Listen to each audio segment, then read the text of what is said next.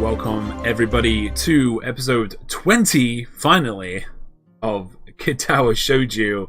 I'm sorry this has taken so long to get uploaded. Let's get straight back into it, shall we? Let's go straight back into it. Speaking to, I keep calling him Dr. Nakai. It's definitely not Dr.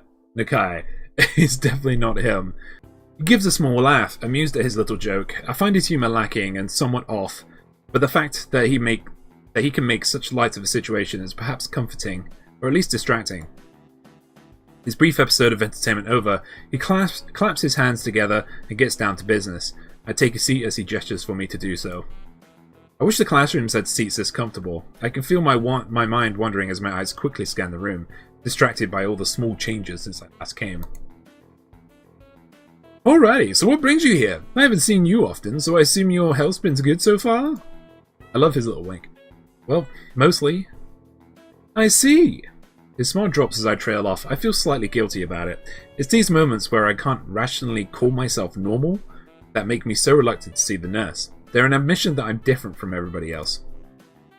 While I was on trip during the long weekend, I had a few problems with my heart. He hums very seriously and nods as he does so, urging me to go on. I think it was, it was as I was walking a fairly long distance. I think the right term of it is a heart flutter. I suddenly went weak at the knees and felt almost like I was having a small heart attack, but it passed in about half a minute. Even afterward, though, I felt pretty fatigued and nauseous. Not good at all! That was how many days ago exactly? Did you do anything unusual, aside from exerting yourself before the episode? Were you taking your medication properly?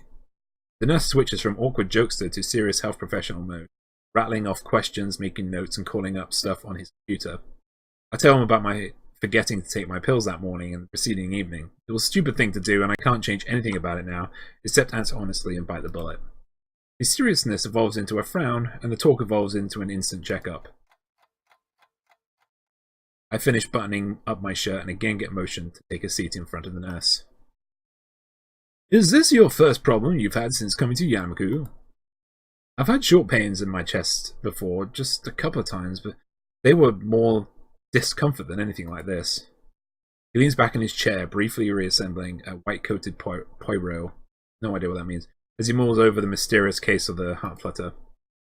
Moving his lips from side to side to show he's thinking, his non-existent mustache wiggling, he eventually comes to a conclusion. Well, you survived it. That's always on the plus side. I blink at this one, then notice the nurse, wearing his got you face. It's actually somewhat reassuring. I don't think he would crack jokes if things were really serious. So I keep silent and take my lumps. Well, there's no point crying about the situation. You know, if you can make jokes about it, it's worth it. I mean, he's already told Hisao, like, all the relevant stuff he should be doing. I'll have to have a talk with your doctor, but right now I suspect it's simply due to physical exertion. Have you been keeping up with regular light exercise like I directed you to? Make sure to walk a reasonable amount every day. It's usually enough to work up a bit of a sweat, but then again, I'm not really as fit as I used to be. That should be enough then. The main thing to keep in mind is to do regular low-stress exercise, not short bursts of sprinting and such. I understand. Since leaving the hospital, I've been a lot more focused on my studies, partly to take my mind off not being able to do more physical things. It's good to hear you're coping well. Sudden life changes can be hard at the best of times, so I'm pleased to hear that you sound like you have everything in order. Almost everything, that is. Nevertheless, I want to keep a close eye on you for a while, just for observation's sake, just to make sure things aren't going downhill, you understand? Something I really didn't want to hear. Since coming to Yamaku, all I've wanted to do is live as normal a life as possible. Observation was one of the words I came to hate most during my hospital stay. For so long I felt as if I could have just walked straight out the hospital doors, if not for that observation the doctors wanted so dearly. Sure, shall I come in more often? He checks the calendar next to his computer, which seems to inflict on him a nasty case of furrowed brow. He spins back towards me after that. The summer holidays are a bit of a pain, considering the timing. I'll check with your doctor to try and get a better handle on the situation and see how he wants to proceed, but I think you should just take things slowly and carefully for now. What you're describing doesn't immediately sound like a reoccurring event, but it won't hurt to slow down a bit for a while, just to make sure. What should I do for today? He leans over my shoulder at the clock hanging over the wall. I'd never have noticed it if I hadn't followed his gaze. It's nearly time for school to be over, so you may as well just leave early. He gives me a sly wink, making sure that I understand he's doing me a favour. Well, nurse's orders, thanks. That's what I'm here for, after all. I know you might not want to hear this, but you can't ignore your condition. Don't hesitate to see me if you have any further problems, or if you just have anything you want to ask. Bye. He spins around and gets back to typing on the computer in front of him. I suppose I'll just read before waiting for Lily by the gate, considering I don't have much else to do. Even as I leave, his words echo in my mind. My condition isn't something as limiting as many of the others here in Yamaku, and I don't want to burden Lily with thinking about it. If I just live life normally and avoid any short, sharp shocks, I should be okay. I won't let my condition rule me. Yeah, but at the same time, you've got to be Lily, bae. Lily comes into view soon after the balls heralding the end of the school day ring out. God, is that really loud? Is that? Okay, no, we're good. Ring out. She says farewell to a number of her classmates headed in the other direction before beginning her weekly trip to the convenience store. Afternoon, Lily. The immediate warm smile and relaxed demeanour she assumes upon noticing my presence are unexpectedly welcome. Hello, Hisao. Good afternoon to you too. She hesitates for a second, but eventually deigns to tilt her head forward and close her eyes.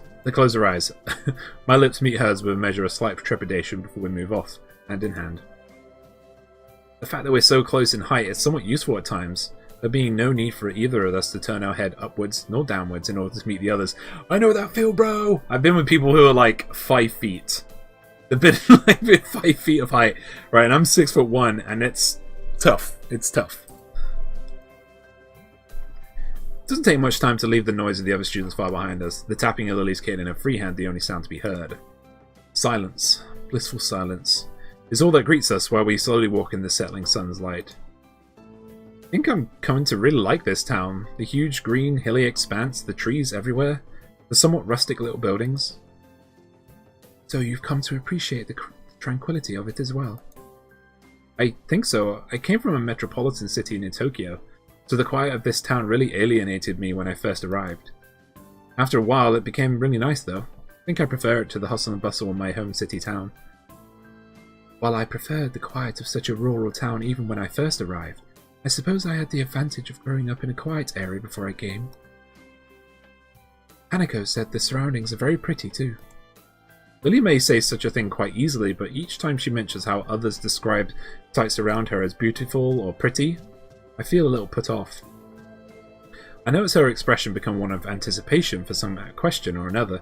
She always has a good sense when somebody's not saying something that's on their mind, so I may as well speak up. I was kind of wondering, how do I put this? Do you ever regret that you can't see what things look like for yourself? It's just something I've been thinking about. She thinks carefully for a time. Do you ever regret that you can't hear people whispering on the other side of a room? I can only speak for myself, but the fact that I can't see is the only way I've experienced life. Just as I cannot do something you can, you can't do something that I'm capable of. The fact that the world is made for those who are sighted can be a pain sometimes, but there are many, many people who suffer much more than I because of the way the world is. That does make sense, but still, it just feels kind of bad to describe something that you can't experience to you. She tilts her head quizzically, as if I just said something that makes very little sense at all. But I can experience it. You just said yourself that you like this area because of the way the surroundings are. I like this area for the very same reason. Thanks to the fact that this is a small rustic town surrounded by trees, it gives some peace and quiet away from the din at the school and the bustle, not to mention the smells of the city. I suppose it would also be much like the home she shared with Akira as well. Her outlook on it seems pretty sensible, and I'm not surprised that she's got a much better handle on her particular condition than I do. Just like her coming from a location somewhat similar to Yamaku's surroundings let her become more acclimatized in a shorter time, being born blind affected her stance by her own admission. I should stop being so annoyed with myself over it, but I can't shake the feeling that I've depended on Lily far too much, given the circumstances most have had to deal with in Yamaku. That makes a lot of sense. Pretty good at explaining, as always. Come to think of it, where is Hanako anyway? She was with us for lunch. Damn.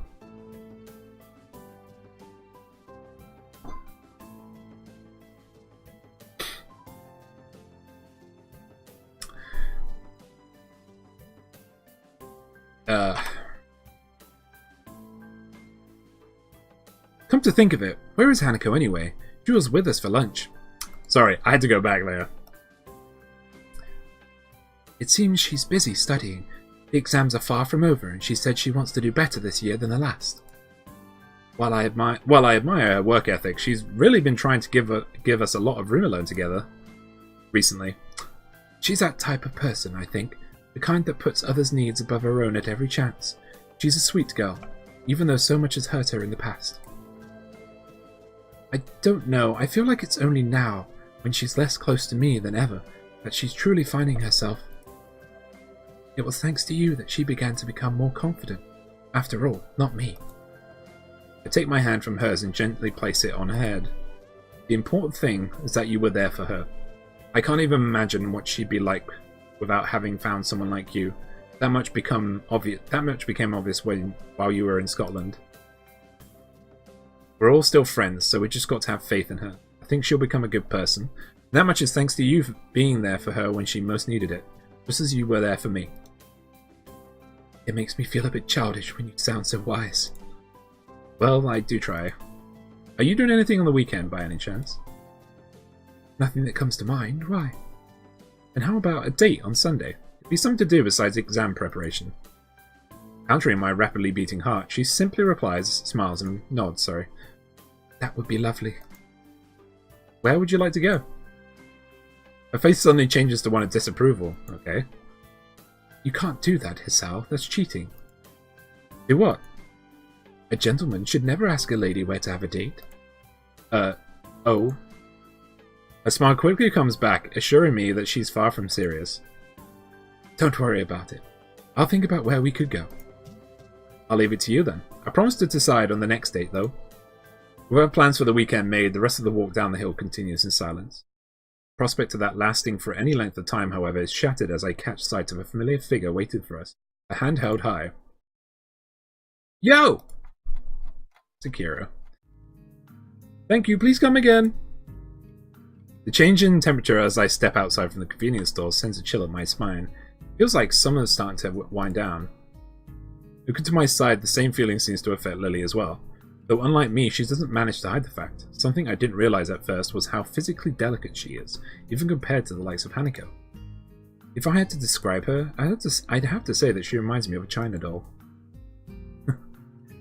Akira walks up behind her and gives a couple of hard pats on her shoulder, much to Lily's consternation. For a moment, she seems as envious of my status as an only child as I am of their close relationship. They talk between themselves for short moments as I sort out my bag. Their voice is too low for me to catch, but eventually they break off and we begin the walk back to the school. Ah, feels good to be out of that damned office. You kids don't know how good you have it here. Kids. You two, then. Kids grow up so fast nowadays. You're not old enough to say that. I don't know. Being around Hideaki makes me feel damn old. She's so precocious. He reminds me of you when you were younger. He's a nice boy. It would be a shame if Shizune comes to have too much of an influence on him.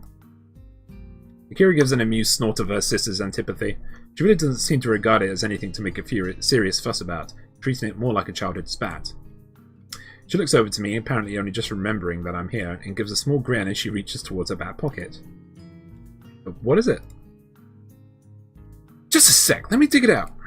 After quite some difficulty, she manages to retrieve a black leather wallet from her back pocket, quickly fishing out what looks to be a folded square of paper. With Lily all but unaware of what's happening, Kira unfolds the scrap and hands it to me. That's a cute picture. An old photo of what looks to be a younger Lily and Shizune operating a noodle stall, with some other girl in the background. She looks vaguely familiar, but I can't quite pinpoint why. Yuko? Or is it Misha, but with different hair? Shizune's face, though. Lily is adorable! What is it, Akira? I think you know. Lily mulls this over a few months before a realization dawns on her. Akira, you really needn't. It's fine, isn't it? Besides, it's like the only photo I have of you two since you entered Yamaku, where you're not at each other's throats. Look back down to the photo in my hand. It does seem strange to see Lily and Shizune working together so diligently, without any sign of animosity. If the photos of them during Yamaku's festival, that means it must have been taken 1 or 2 years ago. In other words, the time when they were both in the student council together. Who's the girl in the back? She looks kind of familiar. I knew you wouldn't recognize her. That's Misha before she went and dyed her hair pink. I thought it was. That's Misha? No way. It was extremely strange to see Misha without a so distinctive hairstyle, judging from Akira's tone. And judging by Akira's tone, she doesn't take favourably to Misha's idea of fashion. I suppose that fact just accentuates how odd the situation looks. To think they were so friendly in the past. Wish I could do something to mend their relationship. You're being very quiet, Hisao. It just feels kind of strange to see you all so friendly like this. Lily moves to say something but stops herself. In the end, this isn't a matter for me. It's between Shizune and Lily and nobody else. Things change, fortunately. I hand the photo back to Akira, who sighs as she folds it up and slides it back into her wallet. A little memory, quietly hidden away to be pulled out again sometime later. Yeah, that they do. Initially, I think Akira's reaction to be simply in response to the situation between Lily and Shizune, but she looks oddly glum compared to what I'd expect. Lily's expression is clouded as well. What's wrong? It's just that I'll be going to Scotland fairly soon. You're leaving for Scotland again? For a long moment, Akira looks surprised and an ill-fitting expression for her. It's an ill-fitting expression for her. After a glance at Lily, she turns back to me as if she'd never done so. Yeah, in a couple of weeks I'll be leaving for Inverness to work at my company's headquarters. Pretty big jump in corporate position. It's not a chance that's going to come again. So Akira's going to leave Japan. What seems to be a permanent basis. I can't help feeling that my assumption that we could all happily while away our days having fun in this isolated little world is coming to an end. It's unsettling. I look at Lily, mildly surprised that she hasn't told me such a thing despite usually being so forthcoming. She continues to walk with her face fixedly pointed ahead. I can't read her expression, nor can I even guess what's on her mind, which is discomforting, given how it's usually easy for me to do both. It reminds me of the time when we met at Shanghai, just before what could be called our first date. At the time, all I could do was comfort her without knowing the cause. Now feels no different.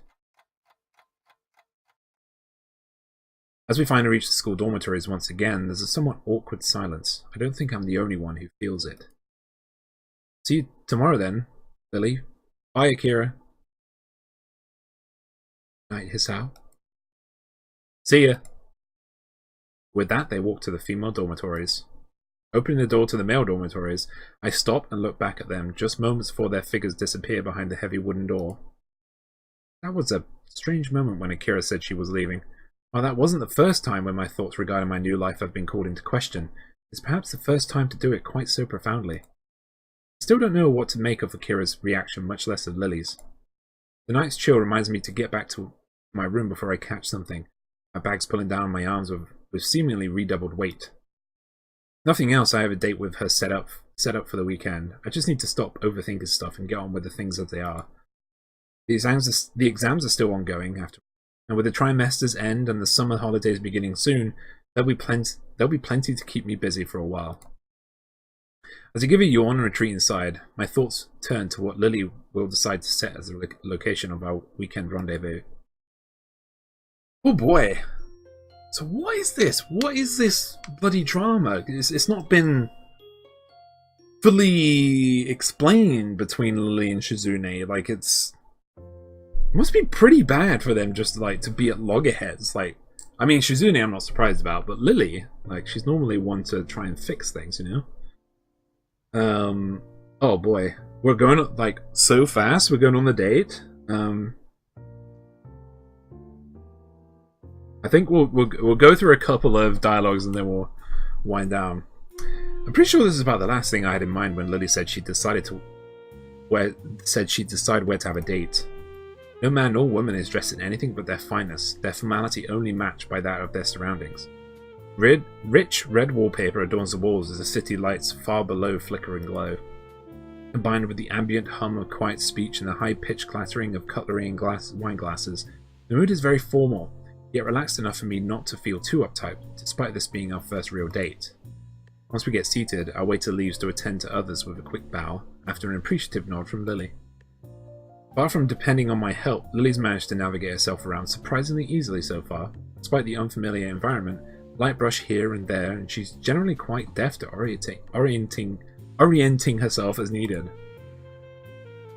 Oh my goodness, look how good she looks. Oh, she looks so good. Oh, girl, you fine. My eyes look to Lily's. I can tell from her face that she's listening to her surroundings just as hard as I'm looking. I know this is a shorter episode. I just feel like this is going to be a huge section.